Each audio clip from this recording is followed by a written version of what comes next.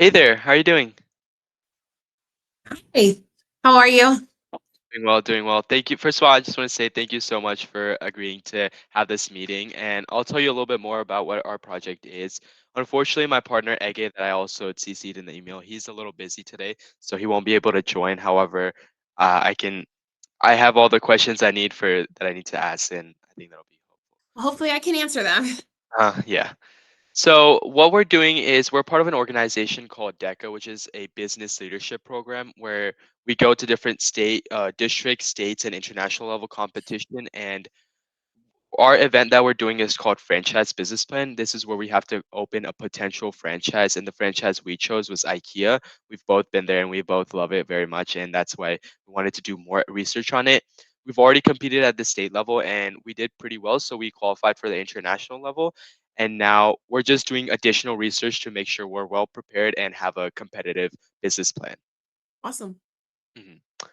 So let's just get started. So tell me more about yourself. How'd you get started working in IKEA, and where'd you get the opportunity to become a market manager? Great question. So I began in IKEA 5 years ago. I worked in hospitality my entire life, 20 years in the same company. I was on a medical leave and I just thought to myself, I've really never been on a job interview. My last company, I kind of grew from within. I started when I was 16. So I really didn't have the opportunity to do the adult thing. So I applied to a bunch of places and IKEA was the first place to call me back. So I scheduled the interview with IKEA with the intention that I wasn't really coming. Like I had no interest. I don't know what retail it was. I didn't even know IKEA had a restaurant, but I applied for an IKEA restaurant manager role.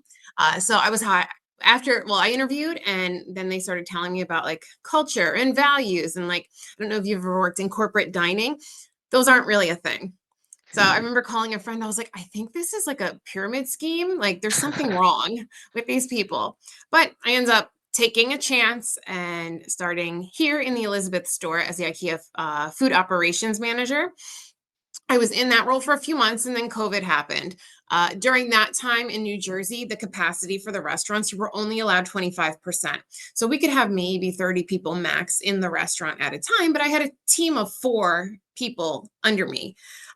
They were for 25 people. They're like, all right, you know what? Like, why don't you go do something else? Like, we're fine. Like, go support somewhere else. So I took the opportunity and I just started supporting all the different areas of the store wherever anybody needed because things were weird, right? So with that, a few months later, I got a phone call from another location, the HR, and they were like, hey, we're opening a commercial manager role. We really think you should apply. And I was like, no, I don't actually do retail. Like, I don't know anything about it. And she's like, that's okay. She's like, why don't you just apply and like have a conversation with Scott and see what happens? So I interviewed with Scott in Paramus and he took the chance and said, you know what, like I can teach you everything commercial. Like we like your leadership skills. So we're gonna go with that. I was in that role for maybe like 11 months. And then somebody else tapped me on the shoulder and said, hey, we're going to open a deputy market manager role in this location. Like maybe you could apply. I was like, okay. So I did that and went through that whole process. And then I was a deputy in Paramus. And then from there, by the grace of I don't know what, the Elizabeth store ended up opening up, which is not typical. Most of the time, as an IKEA market manager, you need to be fully mobile throughout the US and you will take whatever store is open. Like that's if you want to get into market manager, you'll apply to Ohio, to Indiana, just whatever's open, like everybody applies to. But luckily my home, like my first home at IKEA opened up. It's in my obviously like 30 minutes from my real home. And yeah, I got the role. So I wanted to go on one job interview and I've been on 14 job interviews in the last 5 years. Oh wow, that's amazing. So let's just go on to like some of the more technical stuff that we have to talk about. We know that like IKEA, especially in Northern America, is handled by the Inca Group. So Mhm. how does that relationship look like within your individual IKEA store? How much freedom do you have versus how much does the Inca Group require you to do? I know we talked to a couple other market managers and they mentioned something like the mandatories and stuff and concept checks. Could you elaborate on that? So we have what's called the IKEA concept. So the background behind it is many years ago, somebody opened a store in the West Coast called Store, STO with the 2 dots on top and an R. And basically it was mimicking everything we did at IKEA, right? It was like it was like our twin. And, IKEA went back and was like, hey, like, we can't have this. Like, they're stealing our idea. And the court said, well, what do you have documented that makes this concept your own? And we didn't have anything. So then as Inca, they went and they made the IKEA concept. So it's 40, it varies, but it's around 47 mandatories at any given time. And those are our commitments in the mandatories. And they're not rules. They're not things that like will make or break you. However, every IKEA mandatory goes back to our IKEA vision. So, right, to create better everyday life for the many people. So every single one of those mandatories, you can connect back to the IKEA vision and the business model. So for example, there's one of our commitments is showing social responsibility, right? And that's where we focus on sustainability.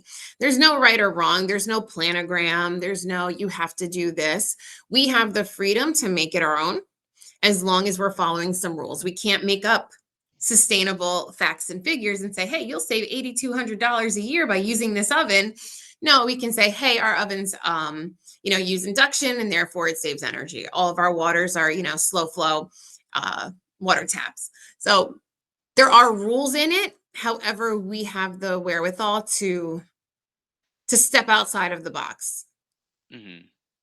Yeah, I think that makes sense. And moving on, what are the primary target markets that you guys target at your specific store, especially since you guys are like around such a metropolitan area? What is something that you have to do that's like maybe a little bit different? Because we're actually from North Carolina, so our closest store is Charlotte, and it's located in like almost the middle of nowhere, quote unquote. It's by I-85, and so the dynamics of that I assume is a little bit different than the dynamics at your store. Right. So we are number one, a saturated market when it comes to population.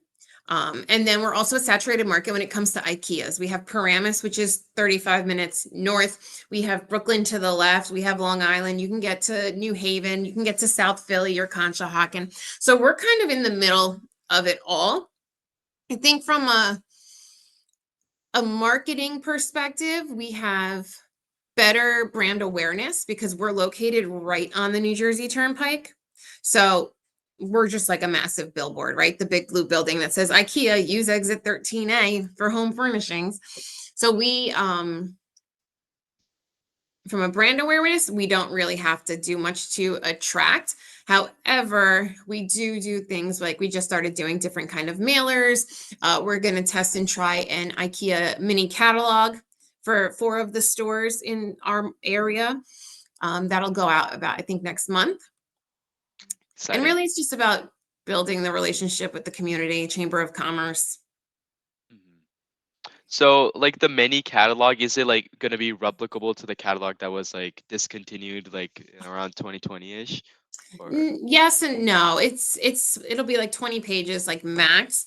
But we're just trying to gain, we'll put a coupon on there to see how many people come to the locations and use the coupon so that we can either make a business case, like see the IKEA catalog works.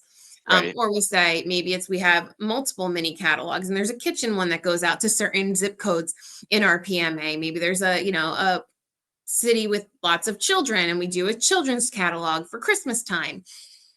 So we're just going to throw it in the wind and see what happens. We Uh, don't know yet. yeah, no, that's interesting. And let's move on to something that's really important to obviously IKEA's mission and values. It's like their employees. So, could you just elaborate on how the IKEA management structure looks like? Obviously, there's a market manager, and what are the different steps below? What are like the different hierarchies? So first you have market manager. Directly below myself, I have what's called the steering team. So I have a customer experience manager, the HR manager, our business navigation, operations manager, my local marketing specialist, my IKEA food manager, my sales manager, my communication interior design manager, and my logistics manager. So all of those steering members, they'll report to me. Below them is the next layer, and we call those function managers, which are still salaried managers. However, they are in charge of specific functions. So if you have logistics, we have one person that's responsible for stock accuracy, inventory, all that. We have another that's responsible for all the goods coming in. And then we have a third that's responsible for all the goods going out. Customer experience would be broken into two different areas: customer ops and payments, and then customer care, which like handles returns and unhappy customers. Hmm. And then below them, there could be leaders, but it depends on the function that you're in. Those are hourly, like almost like key holders, but they do have people reporting to them. And do you know if this like management structure is consistent across all IKEA stores in like the United States, or does each store have like slightly different based on like their preferences? It's rolled out as one, and then as time goes on, people decide, all right, well, I'm not going to replace this person, like this role, but I'm going to add an extra role in this side because, our fulfillment business is growing. And then if you're in a small or extra small classified store, there's a completely different org structure. Okay. And how do these people like is it mostly done through promotion? Does IKEA love to promote people with that are already within the organization, or does it like to bring in other people that have experience in, let's say, other retailers? What's the ideal role? It's half and half, right? And it really depends on the role. For, let's say, a logistics role, I would rather promote from within. Right. So I recruited internationally because it's such a complex business. IKEA retail is nothing like any retail anybody's worked before, but it's also good to have somebody with fresh eyes, new ideas, come in at the same time. So when promoting from within is always my first choice, I know the time that I need to say, you know what, let's get fresh blood in here and see what they can bring to the table. Mhm. And obviously, like you mentioned, there's always going to be competition, and not only from other furniture retailers, but like you mentioned, IKEA stores in your area. How does your IKEA store specifically deal with that competition? And are there any specific strategies that you use? And I know you mentioned your location is a big plus. Yes. So luckily for our market, so we're in the Northeast market, and then there's a New York market. So in the New York market, it's the 5 stores. It's the 2 New York stores, the 2 New Jersey stores, and the Connecticut store. We are considered a one market. So at the end of the day, all of our P&Ls, all of our thing wraps up into one document. So it's what we bonus off of. So it's either we all win or none of us win. So it's the competition is more just a friendly like jab at people, but you want everybody to do well. You just want to do better than everybody else because the sales are the sales. They're going to end up in the same bucket anyway. Mhm. And so for what are some like day-to-day business resources that IKEA needs to use? For example, uh, like software for the logistics, how does the suppliers? Can you talk a little bit more about that? IKEA software is not the best. So Oh. IKEA software is not the best. So any software that we use comes from global, right? And if that's the mandatory, you need to use the customer picking service. You need to use SGF mobile. A lot of it is super outdated, not that user friendly. And there are ways that if we were to invest in better software, we can be much more efficient and have much more consistent results than we do now. Because, like I said, I think we're working off of Excel spreadsheets still in some things. So, Yeah. but yeah, from a software perspective, we really don't have really any flexibility, right? It's like your Microsoft is your Microsoft, everything else is global. Mhm. Okay. And moving on to something probably more confidential. I know you can't really talk a bunch about the financials. However, we just have some general questions that hopefully you'll be able to answer. On average, how long would you think an IKEA store takes to generate a profit, like a full-size IKEA store in like the North American market? I'd say probably within the first 2 years, because a lot of the costs with IKEA, they're capitalized, so you pay them over 20 years. Hmm. Okay. Yeah, You that's like interesting. borrow it from the bank, like from Uh-huh. property, and then you pay into it. So it's not like you're going to pay, whatever, $40 million to build the store, and then you just put out $40 million. No, you put $40 million out, and then you'll take out $100,000 a month maybe, and then it goes down as the time goes on. Okay. And what are some essentials factors that you think make up a successful IKEA franchise? What is some things that you really need that if you mess up, the whole franchise system won't work out?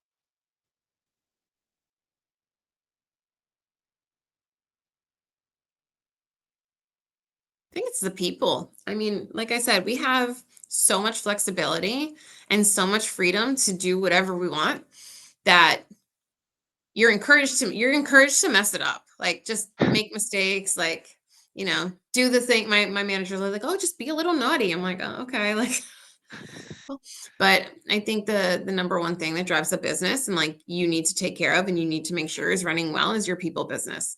Because we should be people first and business after. If we take care of our people, they're they take care of us and they take care of the customer. So it's not an actual tangible like thing. However, invest in your people, invest in their talent, identify succession, and keep growing because you never know. Like you might open another location, something else might open up, and you need to fill it. And you need to fill it fast. Mhm. Yeah, and we were also interviewing Mr. Conrad Groos, one of the former managing directors at Inter IKEA, and he mentioned to us the importance of volume in an IKEA store.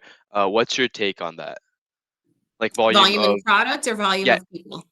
um, Volume sells everything. So when you talk about commerciality, you don't want volume of everything. You don't need volume of everything because then it's what? Like it's not like, wow, that's like I need to get it. So when you show something in volume and you stack it high, people will just buy it because they think like, oh, I got to get this. Like, it's last chance or something like that. So yeah, your volume and your density are super important, and even more so now because the business is shifting more to an online. So when you have the customers coming in to shop in store, you want to sell whatever you can, however you can. So by increasing the density of where you show the product and like no square inch is left untouched and like everything is a sellable space, you're able to capture more sales. So like, if the country goal is 8.2 items per basket, like my store's at a 10.34 this month, just because we're doing a remodel. We have stuff all over this building that makes zero sense. Like there is no rhyme or reason in these temp shops, but we're excelling in everything and this place is a disaster. well, I mean, it's a good disaster. I mean, Yeah, you're it's a doing good well. problem to have. Yeah. And I know you mentioned earlier about the IKEA restaurant. How big of a factor do you think the IKEA restaurant plays into the IKEA brand and the amount of items an individual or like a family, let's say, purchases?